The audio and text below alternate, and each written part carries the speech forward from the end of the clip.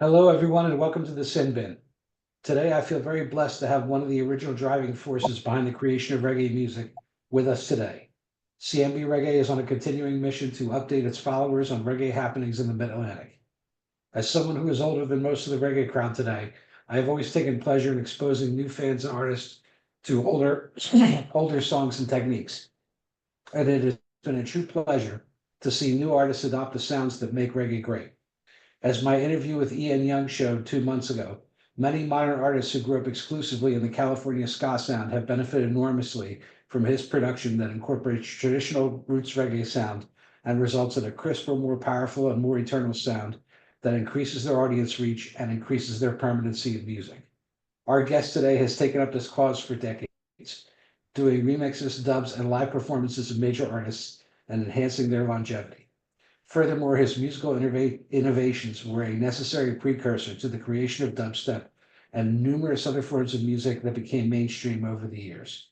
As many in my audience know, Scientist performed a live dub remix of 10 Foot Ganja Plant at the Anchor Rock Club in Atlantic City on 420 weekend, and I was able to land an interview with him. Scientist has a discography of 285 albums that are directly credited to him with countless singles, remixes, and behind the scenes production on top of that. He is one of the few masters of dub music who maintains a regular performance schedule in America. How are you doing today, Scientist? I'm fine. Thank you for the wonderful introduction. Well, thank you. In terms of the number, 285 was what I could identify from various discography sites. But even outside of that, I've gone back to Spotify and I see records that are not in the discography because maybe because they're not American or they're not American released. Um, the dubstep in Japan, Scientist launches dubstep into Japan. That was not listed on the discography. So I would imagine that it's probably more than 285. Do you have any idea? Is way more than that because I can say just this week I completed at least 10. There's a bunch of false credited albums out there. For example, King Tubby's catalog, which is mine. They're just trying Hmm. to write out Tubby's name, but it's much more than 280. Yeah. And you are still working. You just released the the dub for Blank to Blank in Hopewell, New Jersey, about 3 weeks ago. Is that correct? Yes. Yes. Okay. All right. So I guess let's start at the beginning. From what other interviews and other things on the internet say, um, you were brought in as an engineer for King Tubby Studio to go address some of the hardware problems that involve the deep bass of reggae. Is that correct? Uh, I started my career there as an electronic engineer repairing television. Okay. Does did King Tubby need televisions repaired? Yeah, we did a bunch of television repair, amplifier building, winding transformers, which I participated in. Ah, okay. All right. And so from what I gleaned from other sources, you uh, started doing mixing work for Barrington Levy. Is that correct? Yes, And that was 1980. somewhere in that time, but prior to that, I was doing some on and off work at Studio One. Mhm. Okay. And so you worked with Junjo and Roots Radix, I saw. Yes. Okay. All right. So um, So, I mean, I have so many questions. Okay, let's start at the comic album artwork that you always release. You have a thing for doing the artwork on your records in comic style. Is there a certain person that does that? Ask the question again. If I have a what? The comic book covers to your records, are those all done by one person? No. No. Okay. You just have different people do it? Well, the current ones, especially, different artists that I work. Mhm. Okay. All right. So you've done so much work over so many decades. I want to I just want to jump out and mention about seven seven of the records that stand out in my mind. The first one being Scientist Rids the World of the Evil Curse of the Vampires in 1981. Um, this this record has really stood out to the point where DJs are still mixing uh, some of the tracks on that record. The last person to do so was Max Tanone, who did an album, a dub album called Most Dub, in which he took most of the songs on that record and laid them out as hip hop tracks to put Most Dub rapping vocals on top of them, which is where I got exposed to that sound, and then I went back and I listened to the record. It's fantastic. Um, what was it like working on that album? That was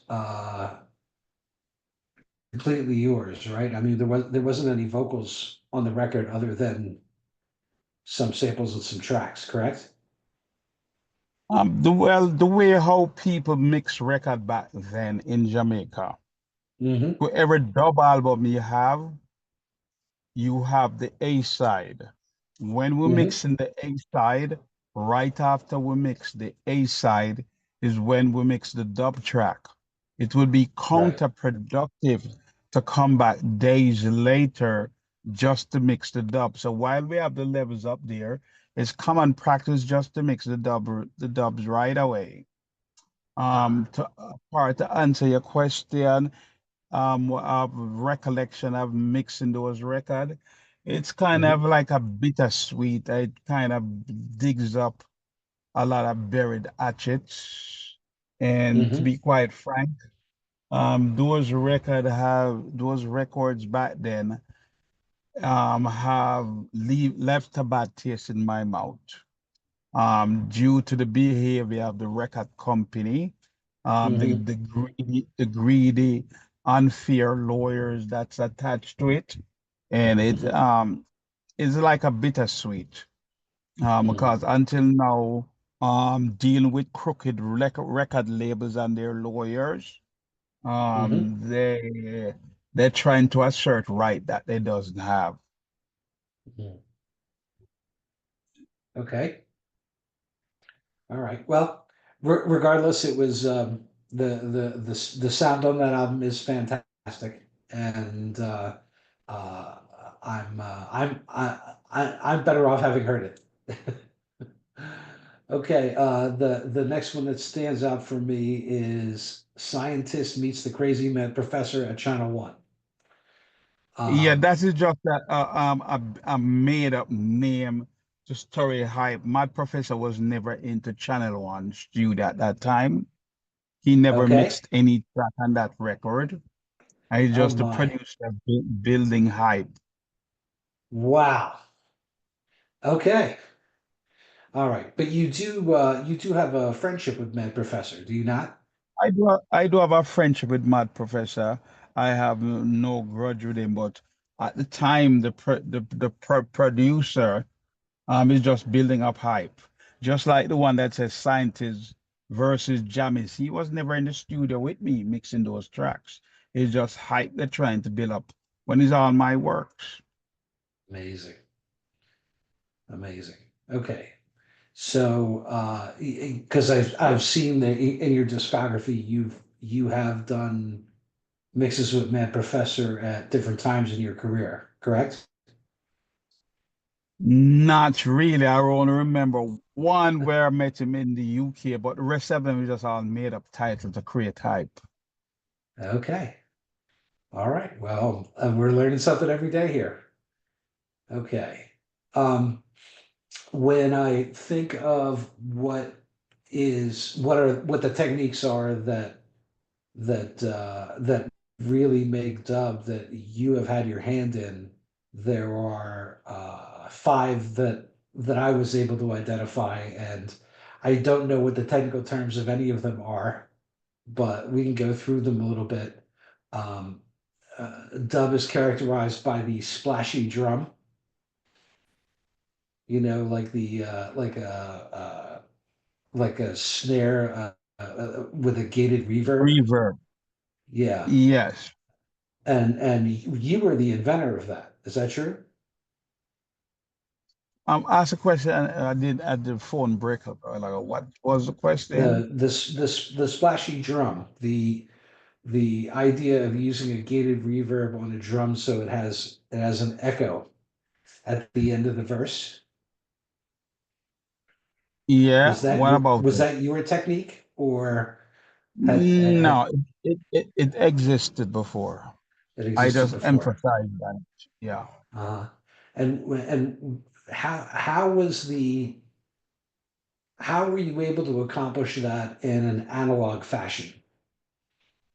The same way, analog to me is antique. Uh-huh. Analog to me is antique, is not necessary anymore. Uh-huh. But I'm saying how did you in digital you can just create the reverb by pressing a button.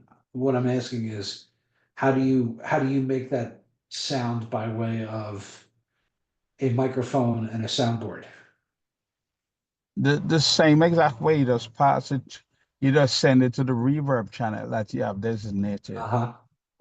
No Okay. different. The same way you do it in analog world is the same way you do it in the digital world. Okay. All right. Less the noise and the hum coming from the instruments. Mhm. Okay. What about the rubber band bass guitar? The what? The rubber band bass guitar. I The can do putting everything that I did. Can do everything that I did in analog and digital. uh-huh. Digital is a less quality than analog. Some people want to talk the verbal garbage about the analog is warmer, it's better, you get better bass. That's complete nonsense. Uh-huh. Okay. I was just curious as the technique as to how you did that when the computer option was not available. Did you have some type of high filter of some sort? No, just use a console and how you do the various routings. That would it would be very difficult to explain without Okay. the visual way to do it. But no, Okay. Okay. All right. Let's see. I want to talk about your influence with dubstep. Dubstep as a musical art form adopted many techniques from dub reggae, except over time it transformed into something that was completely different than what reggae was. And you involved yourself into it with Scientist launches dubstep into outer space, and Scientist launches dubstep into Japan in 2010 and 2012, respectively. Um, what are your thoughts on the idea that there is a form of music that is out there that is that is using the techniques that you mastered that doesn't sound anything like the reggae that it came from. Do you have any opinions on that? I like it. It's a You like it? compliment. Of course, Uh-huh. I like it. It's a compliment if no one is trying to copy what you do or do what you do. It shows that a lack of interest. But to Hmm. the fact that somebody else can pick it up and create something else out of it is a huge compliment, and I welcome it. But make no mistake, remix, right, came from dub. Dub is the first remix. Yes, absolutely. I try to convince my hip hop friends all the time that hip hop in its purest form is not American. It's Jamaican. They don't. They are. They're not convinced. Well, But they can't. Um, some people don't like to just to give credit, but hip hop and reggae are cousins, first yes, cousins. And if they go right back to the roots, you can see where it came from because it's from the best of my knowledge, it came from a group that was living in the Bronx that had Jamaican parents. yes. Cool Herc. Cool Herc was born in Y- Jamaica. Yes, that's where it get popularized from. Some people want to show other dates, but undoubtedly, um, reggae and dub mix have an influence on many different genres outside of hip hop. Okay. All right. The next one, the scientist meets Empress Sativa in Dub 2018. How did that come about? Because she's got a fantastic voice, and I do believe she has quite a future career ahead of her. My friend Lion, who produced that album, we lived together in LA. We live in Hmm. LA. Okay. And by going to the dub club in LA, we became more acquainted, and he thought it would be a good idea if I did a dub album with her. Hmm. So we put album together then. Okay. All right. Sublime meets scientist and mad professor in an LBC 2021. That's the remixes of or dubs of Sublime songs. That's personally one of my favorites, particularly the "Caress Me Down" dub. That still stays in my rotation. Um, how did that come about? The producer that worked with Universal, we have Mhm. mutual friends and from the Sublime team, and that's how that came about. There was thought that we should do like a dub album, a collaboration with me and Mad Professor, and that's how that came about. Okay. And the most recent one that I was aware of, the scientist meets Blanc du Blanc before the beginning. That was released after 420 at the end of April. And you did a live mix in Hopewell, New Jersey. Is that correct? Yes. Chris, I've heard, found me on Facebook. We spoke about it. We set up a plan to execute it, how to prepare the tracks to get it to me. He got it to me, I think a year before that, several months Okay. before that release. I did the mix, send it back to him. We planned the record release party around it.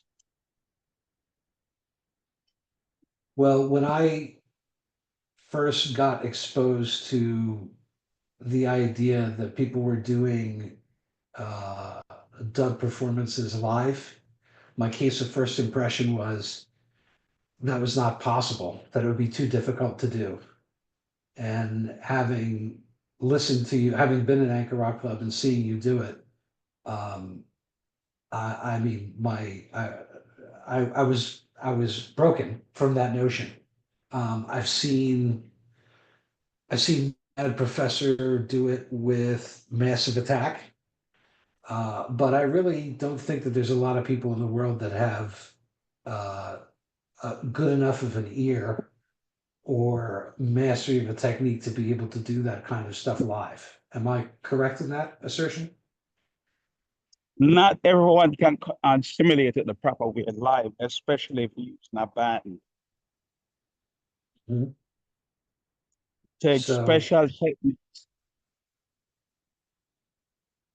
I mean, I think, yeah. I mean, just in terms of how quick you have to be to make adjustments. Um, and also, I can't quite figure out exactly how, if it's being mixed live, what is in the ears of the artists when they're performing, The right? way the best way to describe it, Uh-huh. everybody just the musician they just play, and Right? then I interpret the different elements. Hmm. Okay. So You how was at that you was at that Chris Harford show at the record release. I was not. I was at the Anchor Rock Club in Atlantic City. I was not at the record release. Okay, yeah. Yeah, it's the same thing. As I, the artist who is orchestrating it, I have to look for the opportunities and the parts that make sense dubbing. It has to fit musically, Yeah. and And you have to you know, learn the composition very fast. yeah. The first time I ever heard 10 Foot Ganja Plant, That was the I first was time you heard them in Atlantic City. no, I'm saying the first time I did hear them, the first thing I thought of was you. Okay. That their style was kind of similar to the sound that you put out.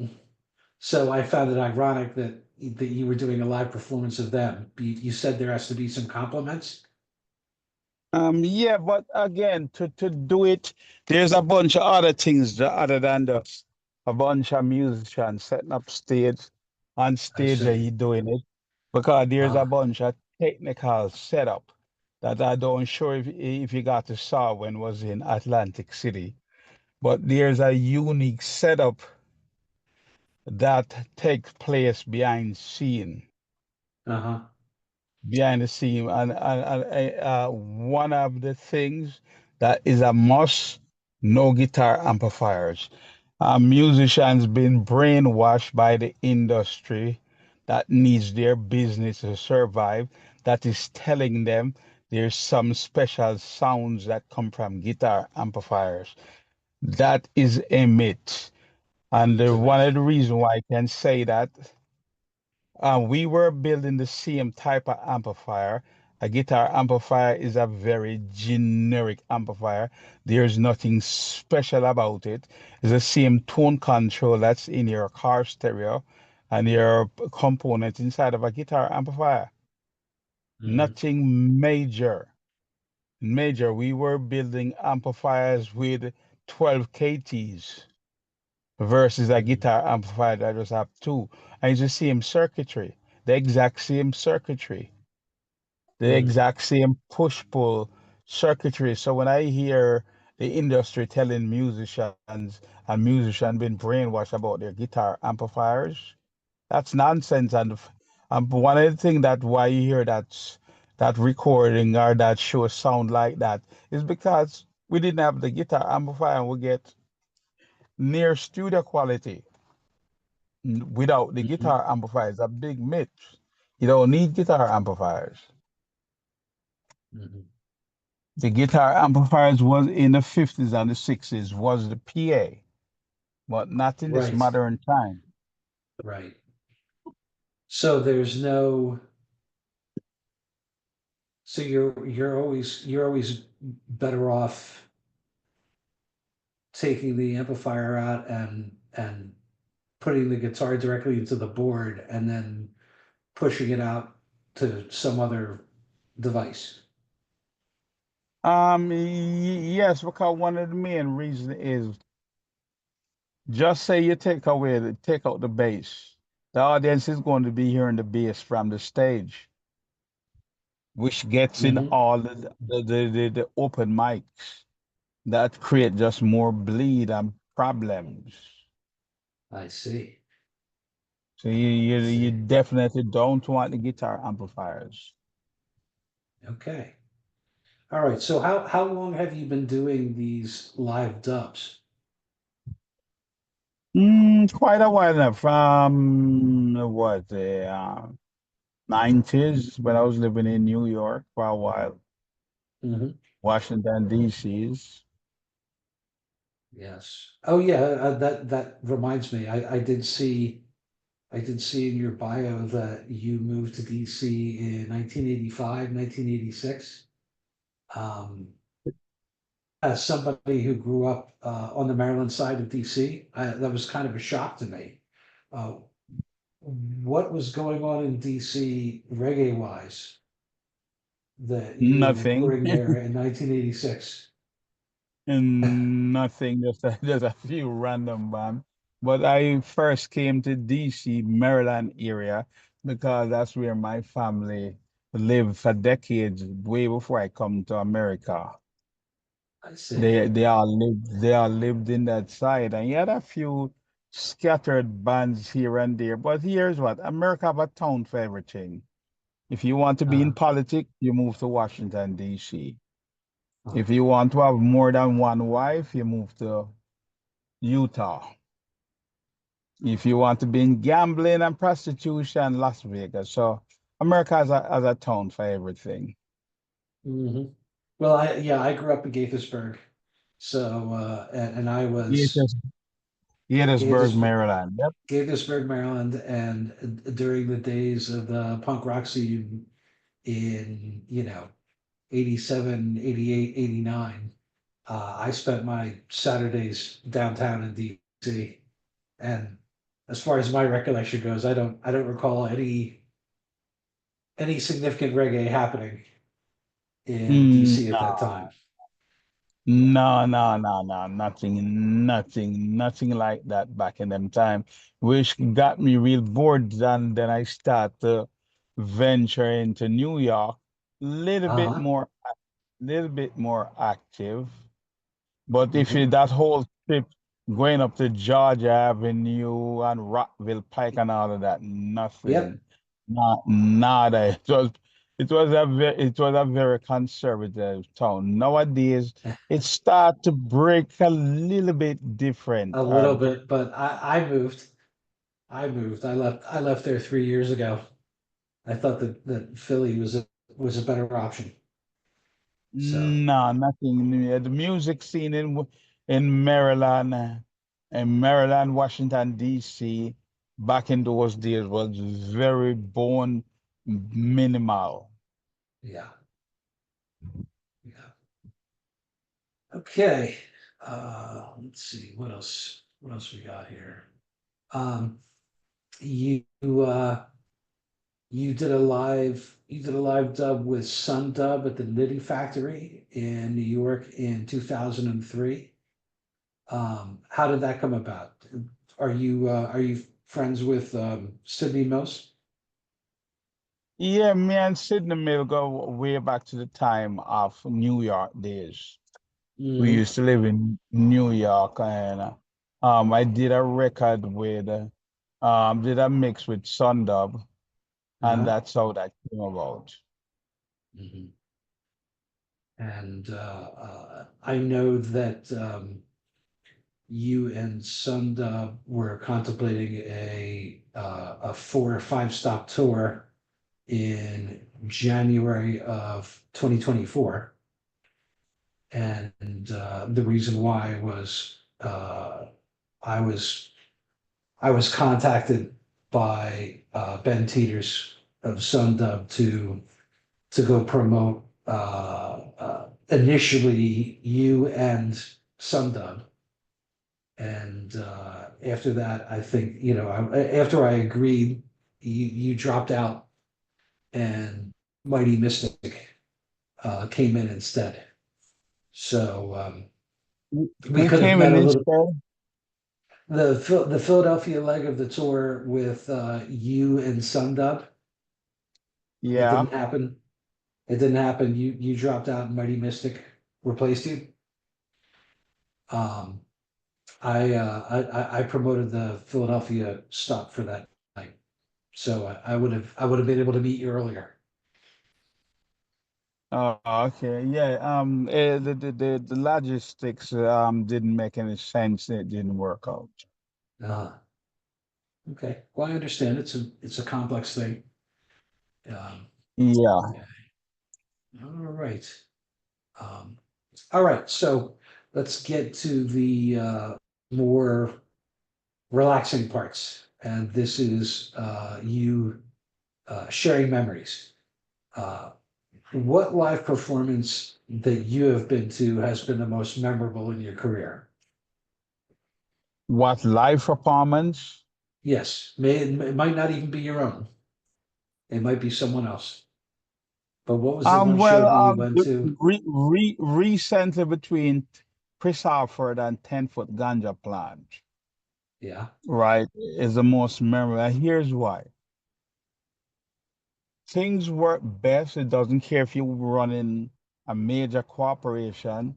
Things work best when everybody's sticking their lane and be respectful to everybody. Don't care what job title, don't care how high up the chain you are in the corporation. Things work best when things function that way. Everybody deserves mutual respect. Everybody stick in their lane and listen to each other. That's when things work.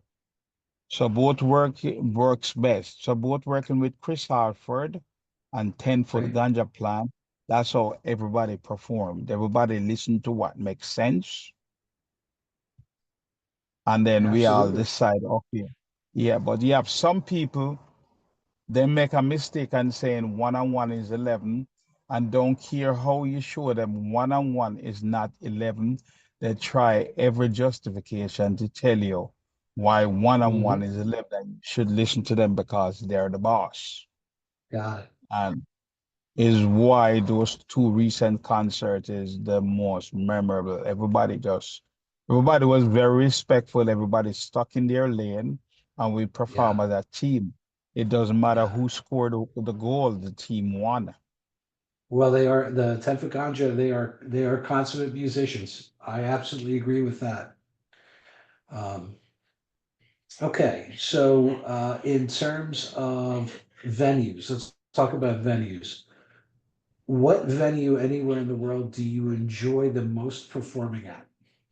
Whether it's the technology they have in the location, or the comfortability of the venue, or the level of the service. Well, all the venues with the 10 Foot Ganja plant, they were good. Um, You liked one you of the liked reasons Union I Stage. like the what? You liked Union Stage in DC. Yeah, yes. That was good in DC also. But one of the things that made it work good, as I said, we both the house engineers, everybody it didn't matter. We all just want to have a good concert. Uh, So when one person deserved the ball or should have the ball, regardless of mhm. what you were thinking. We allow that person and go along with what makes sense and what we know would work. And there, but again, when you work in some venues, I find that the house some of the house engineers they don't want to be embarrassed that they've been Yes. here when they hear that the concert sound the room sound better than they ever had it in decades. Some of them try to sabotage by turning down the amplifier, messing with the settings behind the back.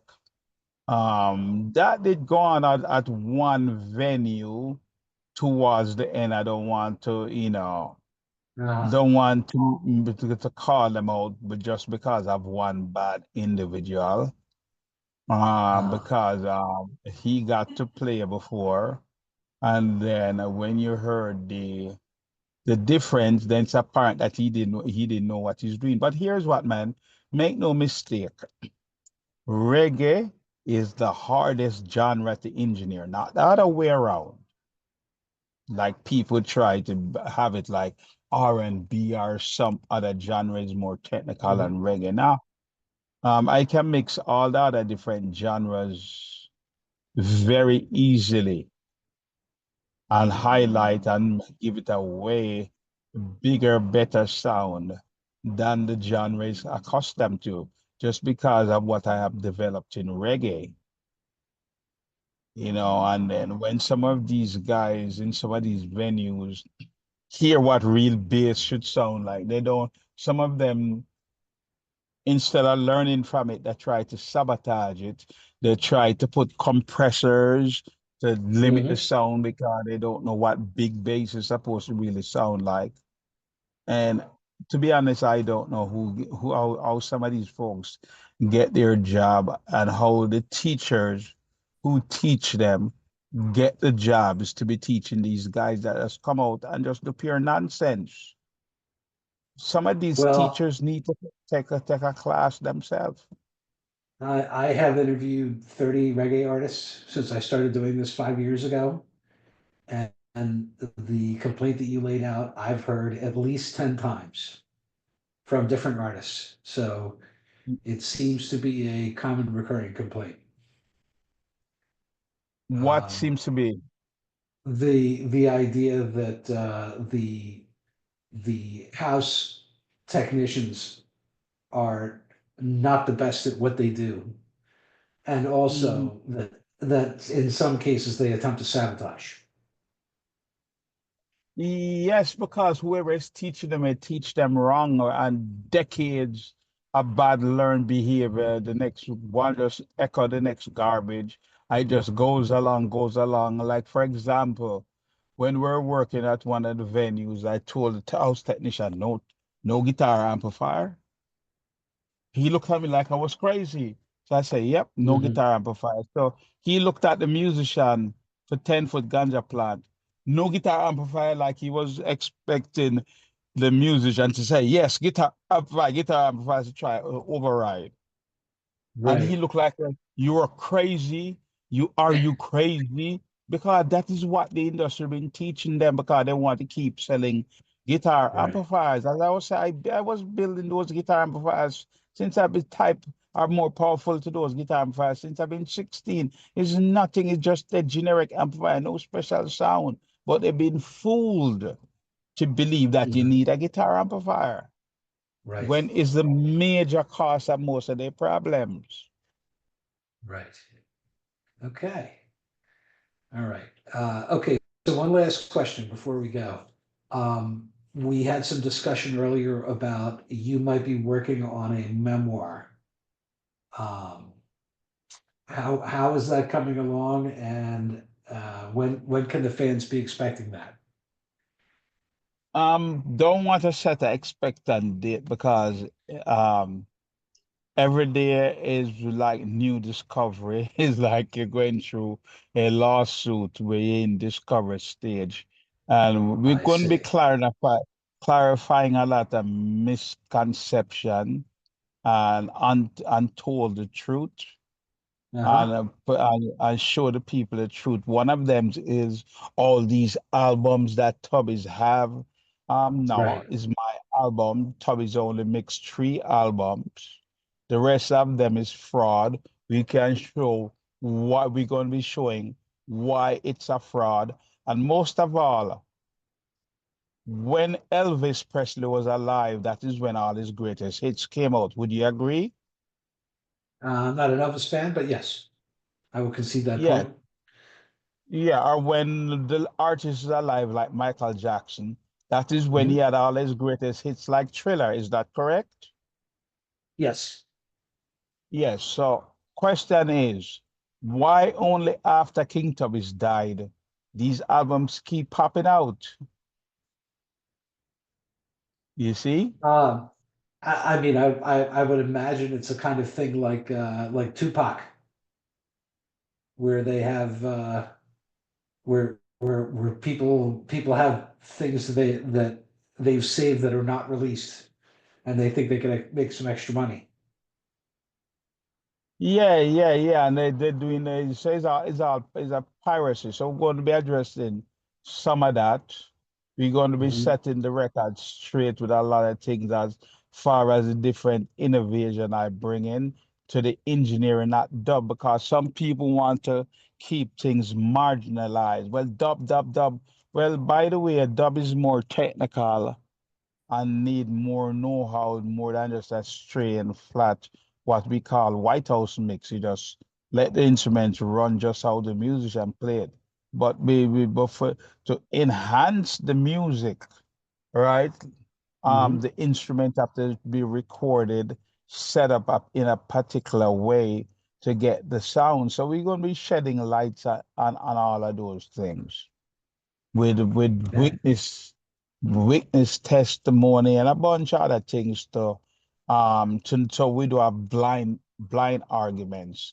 We can substantiate our arguments by here is what makes sense, here is the evidence. Okay. All right. So we won't set expectations on a date because for the memoirs because of pending litigation. I understand. I understand. Yeah, we're not trying to set an exact date yet. Okay. All right. Well, I'd like to thank you for joining me today.